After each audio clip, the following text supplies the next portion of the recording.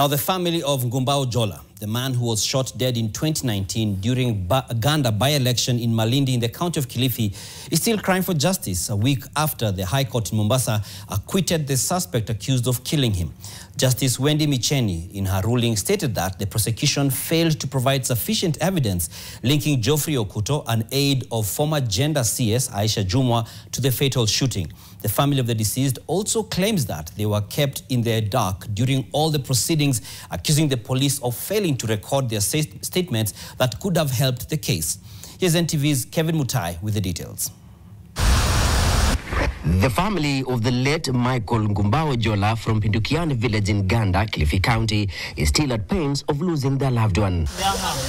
His mother, Kakamumba, is yet to come to terms with the news we broke to her that the case was over after the court acquitted the main suspect, Geoffrey Okuto.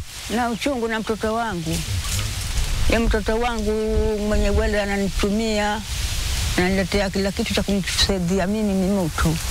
The judgment delivered by Justice Wendy Micheni on 15th May found Okuto not guilty of firing the fatal bullet that ended Ngumbao's life. In her ruling, she cited 3 elements of proving murder, which includes the death of the deceased and the cause that the accused person committed the unlawful act which caused the death, and the intention, stating that the prosecution failed to provide sufficient evidence to secure conviction.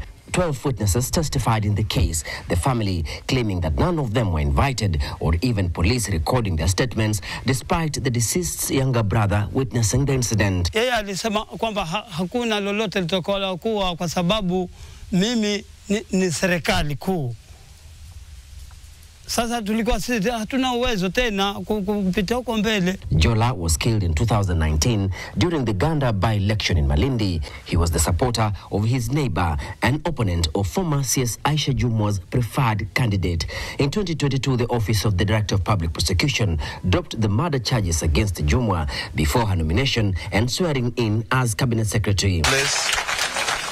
Court documents, however, indicate that Okuto had testified to having pleaded with his former boss not to attend the meeting due to the angry crowd which was opposing her candidate. Mana, mwanangu hangu afe, sangwe kuona chocho sebule. Nasigira utungu. Serikali yaangalie mama, haki apate.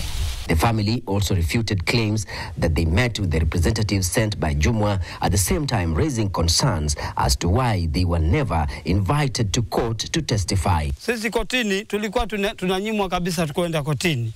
Sisi hapa nyumbani ulikuwa hakuna kabisa mtu ambaye anapelekwa kwenye koti. Tulisikia kuna Aisha Jumwa alikuja, alitafuta familia, akakaa naye, familia akaongea nayo, lakini sisi ndio wenye familia. The family of Ngumbao Jola is still grappling with the pain of losing their loved one and that of not getting justice, but still remains hopeful that the state, through the Office of the Director of Public Prosecutions, will secure a redress of the matter at the appellate court.